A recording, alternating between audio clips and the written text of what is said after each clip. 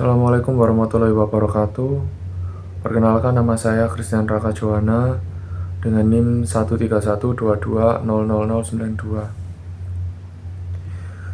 Fungsi dan ragam argumentasi atas perbedaan pendapat dalam putusan MK nomor 114/PUU strip 23/2025 merupakan salah satu putusan paling signifikan dalam diskursus hukum tata negara Indonesia pada tahun 2025. Putusan ini tidak hanya menyangkut aspek legalitas penempatan anggota kepolisian Negara Republik Indonesia atau kita biasa sebut itu Polri dalam jabatan sipil, tetapi juga menyentuh isu fundamental tentang netralitas birokrasi, pemisahan fungsi institusi negara, dan prinsip konstitusionalitas dalam penyelenggaraan pemerintah.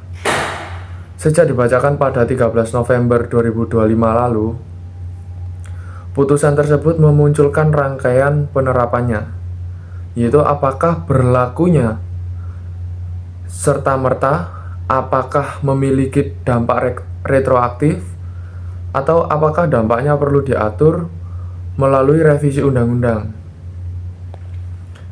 Dalam esai ini menguraikan secara objektif fungsi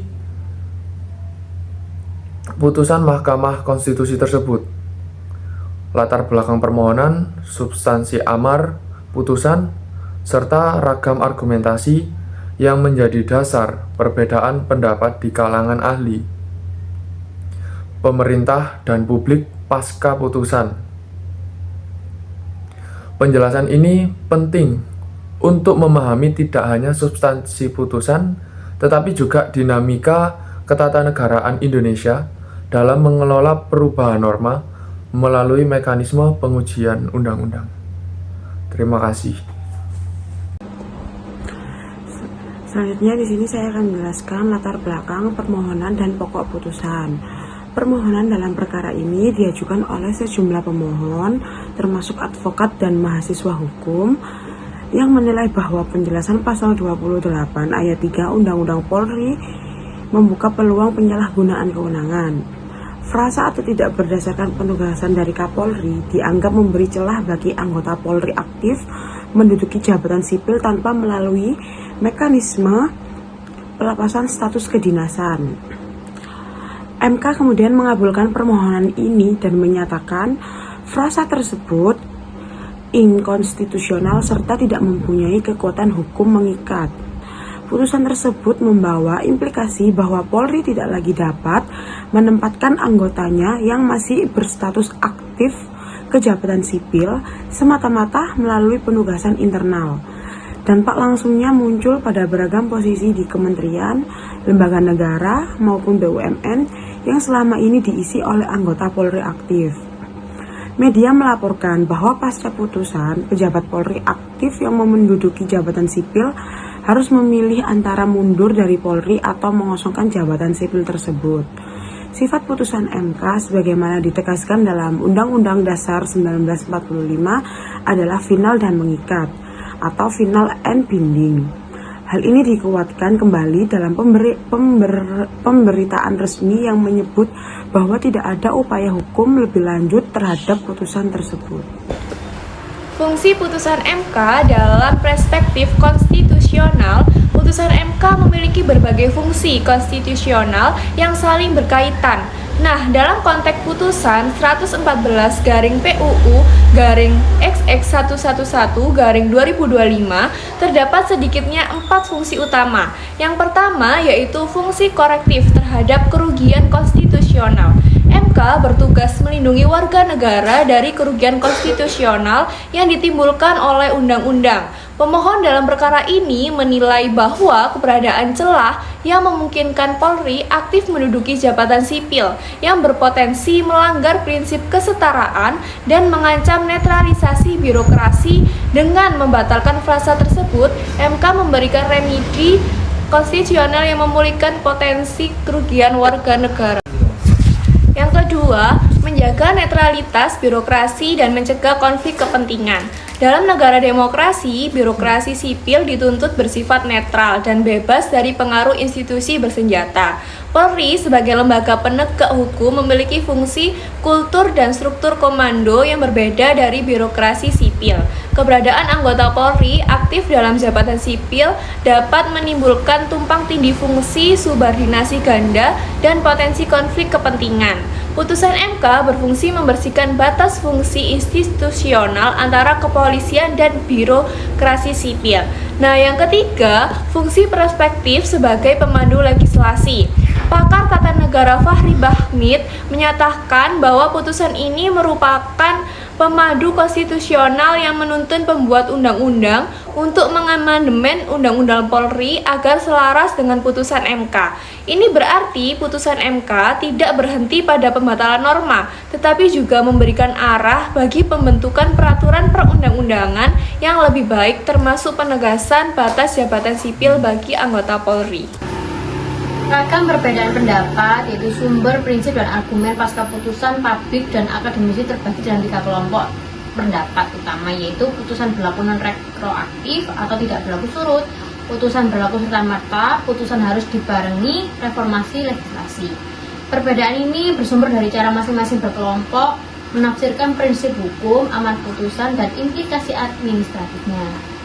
A. Pendapat non-retroaktif, putusan tidak berlaku surut. Kelompok ini berpendapat bahwa putusan MK nomor 114/TUU strip -111/2025 tidak dapat membatalkan tindakan administratif masa lalu, sehingga anggota Polri aktif yang telah menduduki jabatan sipil sebelum putusan tidak otomatis diberhentikan. Guru Besar Hukum Tata Negara Prof. Juanda secara eksplisit menyatakan bahwa putusan MK bersifat non-retroaktif dan tidak dapat mengubah keadaan hukum yang terjadi sebelum putusan dibacakan.